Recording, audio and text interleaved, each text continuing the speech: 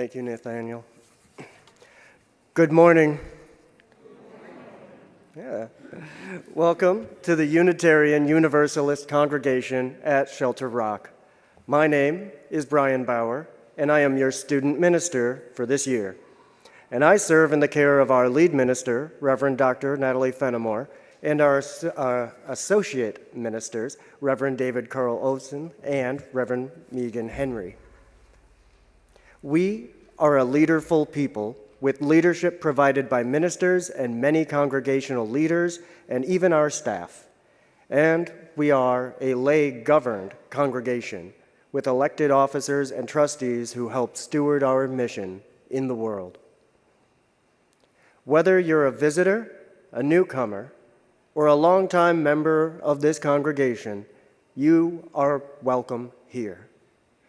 Wherever you are in your spiritual journey, you are welcome here. In this community, we use science, reason, and an open heart to explore life's many mysteries. To learn more about this congregation and Unitarian Universalism, please visit our welcome desk in the lobby or go to our website, UUCSR.org.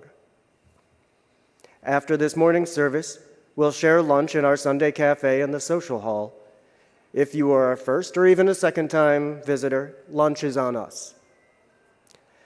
Today is the last day to bring gifts for the mitten tree, so if you have one at home, you'll need to rush there and back again to get it out in time. It's been looking really incredible for the past week, and this morning, it's practically bursting with our generosity. It's beautiful to see.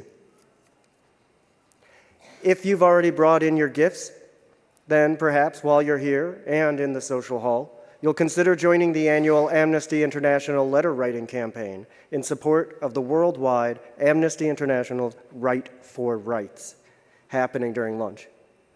Our group writes to prisoners to give them a community outside of confinement and occasionally have worked to improve living conditions. It's also a powerful reminder to any authorities that these are not forgotten people. Later this week, on Friday at 6:30 to 8:30 p.m. in the social hall, Reverend David hosts a labyrinth walk. Walking the labyrinth can be a means of meditation, centering prayer, and personal healing. Placing one step in front of the other, the pilgrim journeys on a single path from the outside into the center. The labyrinth is not a place to get lost, but offers a single way with twists and turns into a destination and back. It can be a chance to set an intention, to consider a personal question, and to have self-compassion as the ancient way unfolds to you. Reverend David will be available to accompany you with questions you may have and will listen to any answers that come to you during your walk. He is a labyrinth facilitator certified by Veriditas, which is committed to inspiring transformation through the labyrinth experience. Participants may arrive anytime after 6:30 and before 8 p.m., and should allow at least 20 minutes to walk the labyrinth. People are welcome to bring journals to record their insights, simply to remain in a meditative way and listen to music, or to leave when their hearts lead them to do so.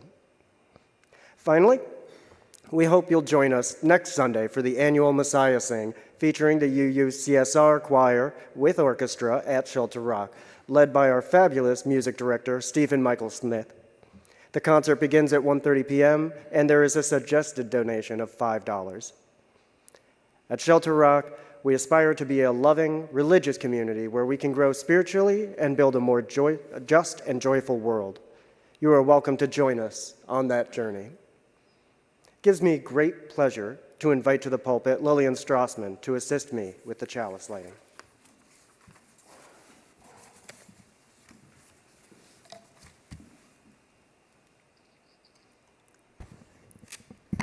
These are words of Albert Schweitzer.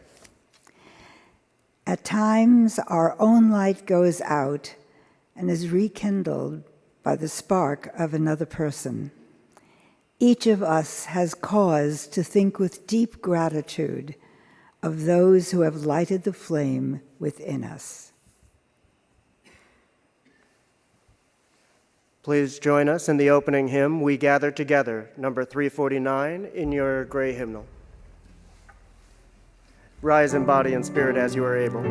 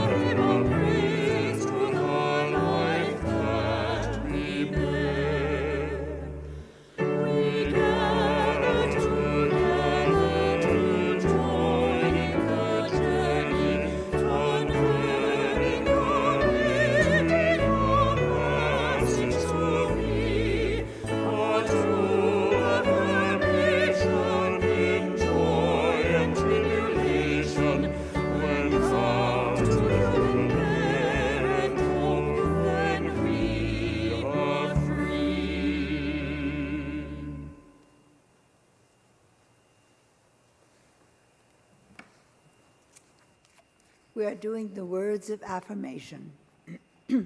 Love is doctrine of this congregation. The quest for truth is its sacrament, and service is its prayer. To dwell together in peace, to seek knowledge in freedom, to serve human need, this to be firm and covenant with each other.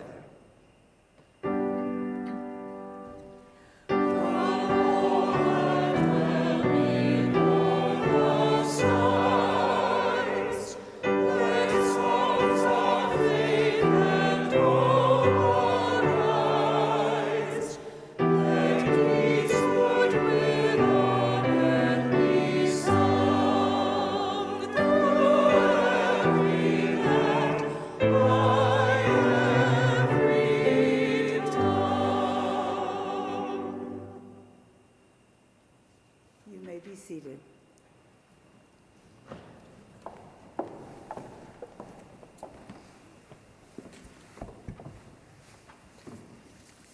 Every month during worship, we share an opportunity toward living our Unitarian Universalist values in the world by acts of generosity to bring positive change. This Sunday, we are invited to support the AIDS Center of Queens County. Since 1986, the AIDS Center of Queens County has grown to become the largest provider of HIV/AIDS services in the borough of Queens, serving over 10,000 HIV-positive clients and 30,000 community residents in 5 sites throughout the borough. For many years, UUCSR has supported ACQC's mission of enhancing the quality of life for individuals and their families living with and at risk for HIV, AIDS, and other chronic conditions.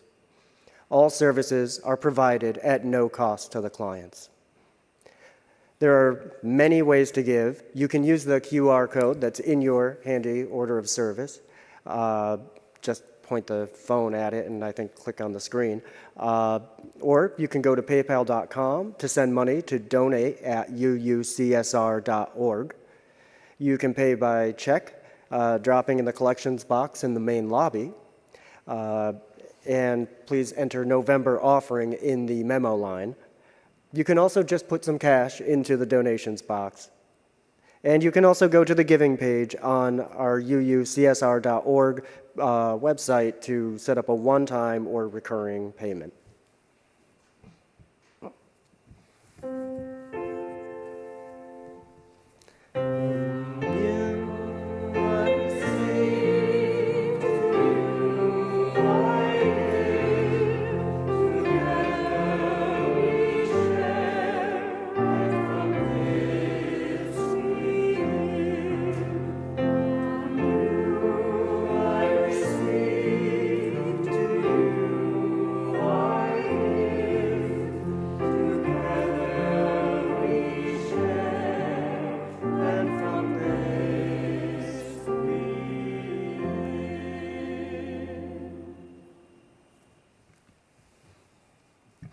Today's reading in our great hymnal It's from the Tao, or the Tao Te Ching. Before creation, a presence existed, self-contained, complete, formless, voiceless, mateless, changeless, which yet pervaded itself with unending motherhood. Though there can be no name for it, I have called it the way of life. Perhaps I should have called it the fullness of life, since fullness implies widening into space, implies still further widening, implies widening until the circle is whole. In this sense, the way of life is fulfilled. Heaven is fulfilled. Earth is fulfilled. And a fit person also is fulfilled. There are the 4 amplitudes of the universe, and a person is one of them. People rounding the way of earth, earth rounding the way of heaven, heaven rounding the way of life, till the circle is full. From Lao Tzu.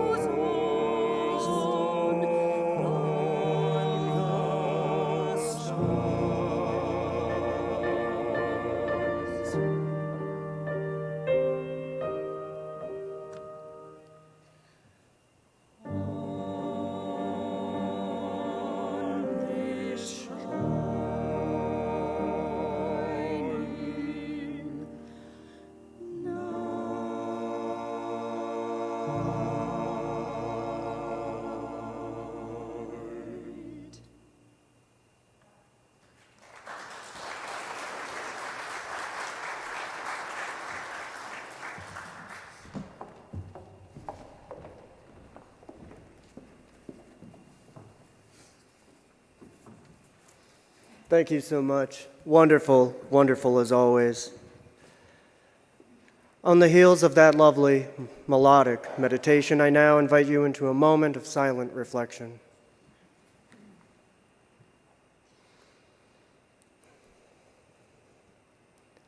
As we rest with the memory of the recent holiday, as we express our gratitude for all we have, let us remember those who have less, not enough, or nothing. Let us strive to help those in our communities affected by the disruption of SNAP benefits and who may still be waiting to find out if they will fail to meet new requirements, even if they began receiving it again this month.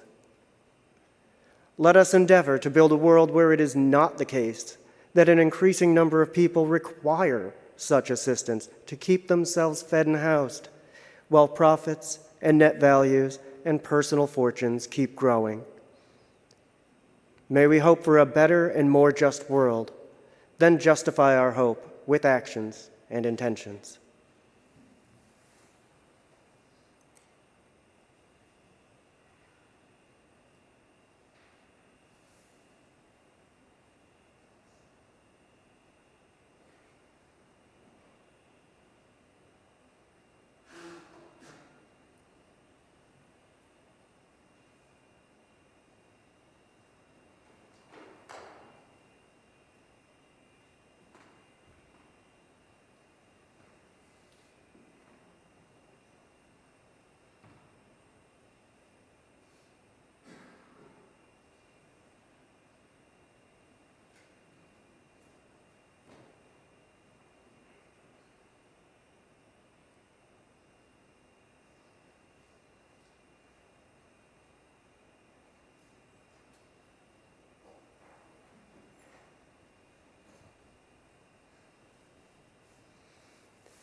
I now invite you to light a candle of joy, sorrow, memory, or hope as the Spirit moves you.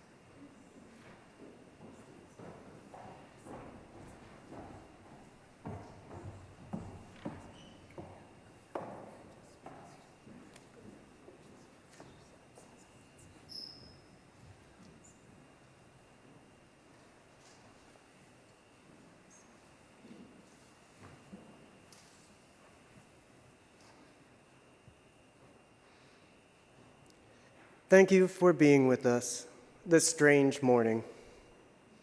It is strange, isn't it? Just a little bit.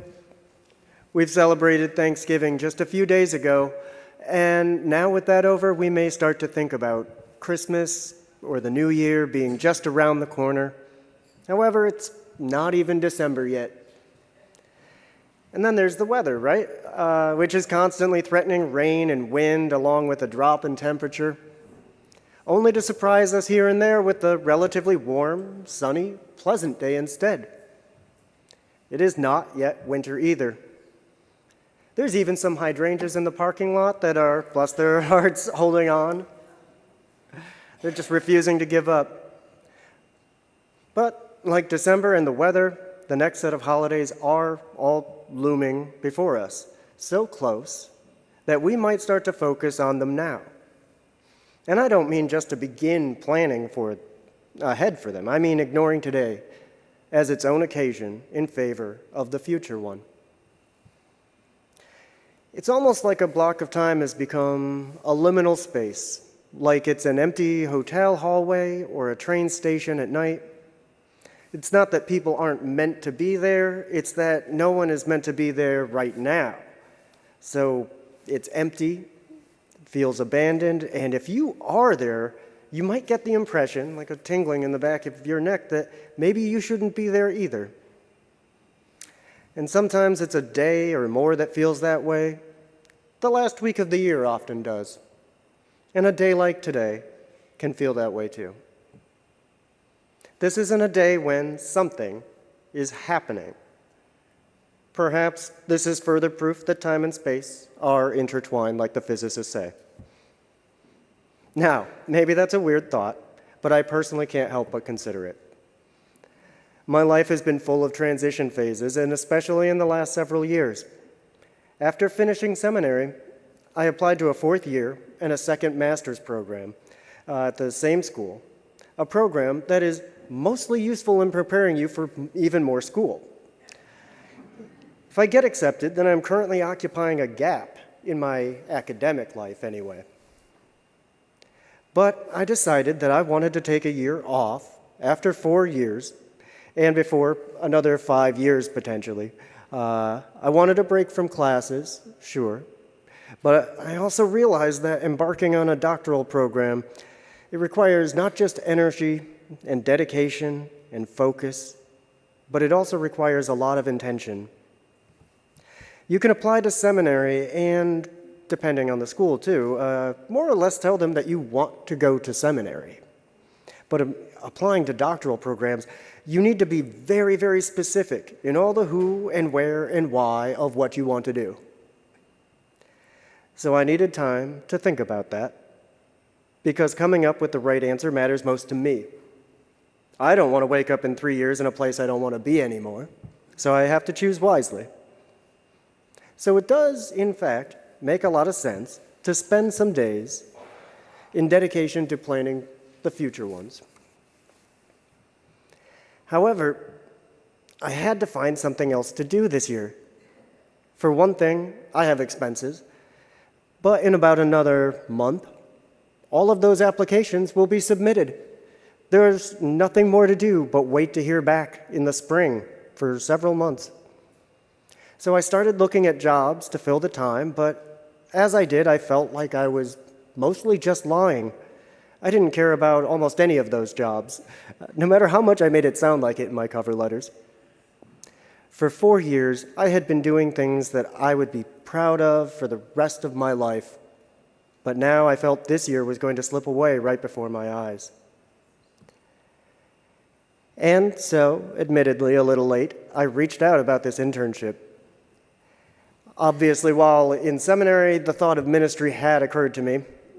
It's even encouraged, even if you don't think that's what you want to do. They make you try it out a little bit. And in trying, I was consistently encouraged to continue on the path. But I was a biblical scholar involved in a Christian denomination who, after 3 years, decided that I can't bring myself to preach the Trinity, among other things. So maybe I didn't want to be a minister at all. I wondered. I now had at least as many of my own questions as I ever had. Then, during my extra year of divinity school, I decided to explore the UU congregation nearest me for the sake of spiritual community. As luck would have it, the nearest UU group to my house, they have no minister at all, just as I was wondering if anyone even needed me to be one. And they are a wonderful group of people who come together with whatever they have to make it happen for themselves each week. I was truly inspired. But among other things, I realized that I had always hated going to church, at least a little bit, in a way that only becomes clear when you experience its opposite. Like a food you really can't stand, unless it's made a certain way or by a certain person. Suddenly, I wasn't just waiting for it to be over. I was legitimately enjoying the hour. And to borrow a line I've heard repeatedly and even read in the UU Pocket Guide now, I could finally bring my whole self to my religion. I started to join in on making Sundays happen. And one Sunday, I was the worship leader. And I started to get that encouragement again, that perhaps I should follow this path. Only now it was much more meaningful to me. And so this is why I am up here, enjoying the hour with you this morning instead of them. I'm trying to make this year matter. But only for a little while. I am here to learn for a time and then to be sent out. Along the way, I'll be shaped into something or someone even more like a minister. Even in the cocoon, there is still much to be done. Something is still happening. If you find yourself in the minister's hallway downstairs, you might walk by my office. And after several weeks, I have just about set it up how I want. I'm more or less settled in now. And yet, I don't have my name on the door or even a sign indicating that it's the student minister's office, because it's not the same office that they gave to the past student ministers. And it wasn't made to be a minister's office, nor did it feel much like one at all until I put effort into changing that.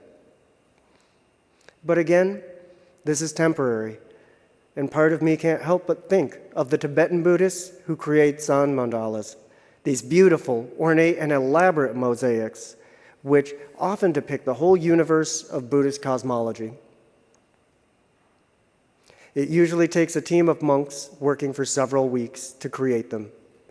The point is the process, the doing, the being, and not simply the output. And so these impressive circles of art are then deconstructed with the same ritualistic intention as they were created. Perhaps next year's intern will hate my lamps and want them gone. And next year I may be in school again. And if so, it means my life will be rather consumed with these efforts for 5 to 7 years. But that's really only a little while too, isn't it? That is, while it might become my whole life, in a manner of speaking, it's only a small fraction of my whole life. It's only a portion of the life of most cats or dogs. Perhaps everything is about the transition. Maybe we are always flowing through a state of flux and adjustment, and something is always happening. Maybe it's all important.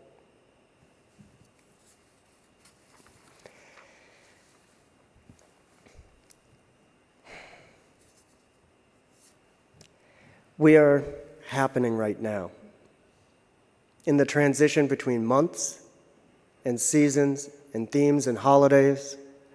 Similarly, next month we will start to consider more about choosing hope. And it was a little tempting for me to talk about that, but today our theme is still nurturing gratitude. And if we were to rush ahead, thinking that gratitude is merely a Thanksgiving theme, then we might reveal that we have missed the whole point. Because Thanksgiving is a holiday dedicated to celebrating abundance and plenty, the yields of a successful harvest, it lends itself to that message. It would be unseemly to celebrate having enough, or more than enough, without being grateful for it. So yes, absolutely, gratitude should be at the center of that. However, if we are only grateful when we have very much, then we might actually be entitled. It is possible to be grateful for what you have, even when it is not quite enough, because it is something, and that is more than nothing. And if you are used to having very much and find it impossible to be grateful for having just enough, then you are likely to be unable to hope for anything as much as you expect it. Hope and gratitude have an intrinsic bond. I've seen it happen in people enough times to be sure that there's a connection. Sometimes people who are so lost in their despair that they can't or won't let themselves experience gratitude for whatever little they might have will often have trouble finding much hope of things improving too. Maybe from lack of experience with it. I think that's in part because although you might hope for a magical being to appear and wave a wand or a hand and make all your problems go away, well, I mean, this would be lovely, of course, but it's hard to hope for anything too much if you can't have a reasonable expectation that it may actually happen. And when was the last time somebody showed up with a magic wand that actually did it? So instead, you might hope harder for something simple and plausible, like some paperwork to go through in time. That happens, so why not hope for it? In fact, it might be even easier to think of things to hope for because they have happened before. You know, there's a spot in our yard that our dog checks every chance she gets because she once found someone's discarded French fries. She is only able to hope for it to happen again because of that first discovery. However, and this is interesting, she never gets too upset or disappointed when there's nothing there. She just wants to check. This is the essence of real gratitude, I think. And on a personal human level, I found it a bit difficult to hope that I would be accepted to seminary at all, in part because I had never been accepted to any graduate school. I did hope, but mostly in private, and tried very hard to temper my expectations. Without it, I wouldn't have tried, but it was hard to share my silly, improbable hope because it was hard to let myself feel it. And when I was accepted, I could hardly believe it at first. When I applied for my second master's, though, I had a little more confidence. I was applying to the same school from which I was currently graduating. And while this time I needed all academic references, I had plenty, and again, from the same school as I was applying. I didn't know how many they were going to accept that year, so it wasn't exactly like it was a foregone conclusion to me, but I was much less surprised that time than I had been 3 years earlier. And now is a slightly different experience. I'm only applying to different schools, and unlike my second master's, this is a degree most people have heard of, and at schools which many people are familiar with. If nothing else, there will be much more competition this time. I have some reason to believe that I could be accepted, but definitely no certainty about it. I have the experience of being accepted to academic programs for which I am grateful and from which I can build hope. And if things don't work out that way in the end, I am also incredibly grateful to have a place to be right now that feels correct, like it's exactly where I ought to be. And I am grateful that I will still have several months left here when I find out, especially if it's bad news. It will be that much easier to have hope that I will find where I ought to be next. Recently, I was attending one of Shelter Rock's many committee meetings, and one of the members said something about how they don't really care for the idea of paradise and its notion of perfection. I've been thinking about this a little bit ever since, and I can't help but agree somewhat. For one thing, when you study languages, the past tense is often referred to as the perfect tense, in the sense that it's referring to things that are complete. That committee meeting is in the past, and no one else can add to it or go to it. Perfection implies completeness, but we're, ideally, never finished. We have children who are growing up to live and learn and have their own children. Maybe paradise is just the condition of continuing to move towards perfection rather than actually ever reaching it. Because while we may have a desire for certain hardships to be removed from our lives, typically none of it is over until it's all over. And so I think life is more perfect in its imperfection. Of the continuing effort toward a completion that, on second thought, we'd rather not happen. Maybe we should neither dwell too much in the past nor the future, but instead appreciate the momentous presence, no matter which day it is. Amen.